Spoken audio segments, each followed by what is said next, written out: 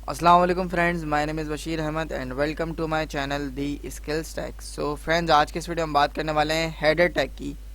Header tag HTML5 का जो एक सिमेंटिक एलिमेंट है या फिर आप कह सकते हैं सिमेंटिक टैग है, जिसका हम यूज़ करते हैं HTML5 में। और HTML5 में जो हेडर टैग है वो इसलिए यूज़ करते हैं हम अपने जो है वेबसाइट के हेडर को डिफ़ाइन करने के लिए। और हेडर के अंदर कौन कौन सी चीज़ें होती हैं, आपका नेविगेशन बार होता है, आपके मेन्यूज़ होते हैं, आपका लोगो होता है, आपका सर्च बार होता है, और भी जो है आप अपनी रिक्वायरमेंट्स के मुताबिक जो है अपने हेडर के अंदर जो है वो चीज़ें ऐड कर सकते हैं।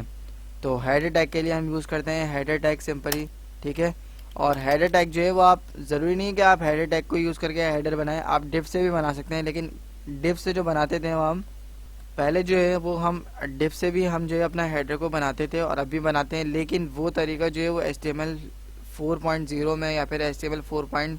जो है 1 में जो है उसे हम यूज़ करते थे, डिफ का तरीका जो था हेडर बनाने का। बट HTML5 में जो है हमें हेडर का एक टैग दे दिया गया है, जिसकी हेल्प से जो है वो हम अपने हेडर को क्रिएट करते हैं, उसमें नेविगेशन बनाते हैं और उसमें लिस्ट क्रिएट करते हैं और भी बहुत सारे काम करते हैं। तो इसका करते हैं थोड़ा सा प्रैक्टिकल और देखते हैं कि हम किस तरीके से जो है हेडर टैग का यूज़ करते हैं। तो यहाँ मैं लिख देता हूँ this is header tag in HTML5, ठीक है।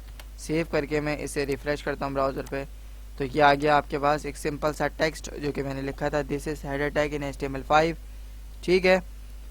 तो इसी तरीके से जो है मैं यहाँ पर जो है एक लिस्ट क्रिएट कर लेता हूँ, ठीक है, अनऑर्डर लिस्ट। और इसके अंदर मैं ले लेता हूँ कुछ एलाइज, ठीक है, लिस्ट आइटम्स। यहाँ मैं करता हूँ होम और इसको मैं कॉपी करता हूँ, ठीक, इसके नीचे पेस्ट और यहाँ मैं कर देता हूँ इसे अबाउट और इसे मैं कर देता हूँ नीचे वाले को कॉन्टैक्ट अस और यहाँ मैं कर देता हूँ कॉन्टैक्ट अस। सेव करके मैं इसे करता हूँ यहाँ पे रिफ़्रेश। तो हमारे पास लिस्ट भी जो है वो अनऑर्डर लिस्ट जो है वो क्रिएट हो गई, ठीक है। तो अनऑर्डर्ड लिस्ट मैंने कैसे क्रिएट करी है ये आप देख सकते हैं, ठीक है। और ये जो बुलेट्स आ रहे हैं इसके साथ, ठीक है। तो अगर मैं चाहूँ तो इसे अलाइन सेंटर भी कर सकता हूँ हेडर टैग में, ठीक है। तो ये जो है वो लिस्ट और ये टेक्स्ट जो मैंने लिखा है this is header tag in HTML5 ये सेंटर में आ जाएगा, ठीक है। मैं इसकी अलाइन को चेंज कर देता हूँ, सेव करके मैं इसे रिफ़्रेश करता हूँ तो देखें ये सेंटर में आ गई। अगर मैं इसे करूँगा राइट तो ये राइट में चले जाएगी, ठीक है। मैंने इसे सेव करके रिफ़्रेश किया तो ये राइट में आ गई, ठीक है। आप देख सकते हैं ये राइट में आ गई इस तरीके से। बाय डिफ़ॉल्ट जो है वो लेफ़्ट होती है, इसकी जो अलाइन होती है बाय डिफ़ॉल्ट जो अलाइन होती है वो लेफ़्ट होती है, ठीक है। तो इस तरीके से जो है आप हेडर टैग को यूज़ कर सकते हैं, ठीक है।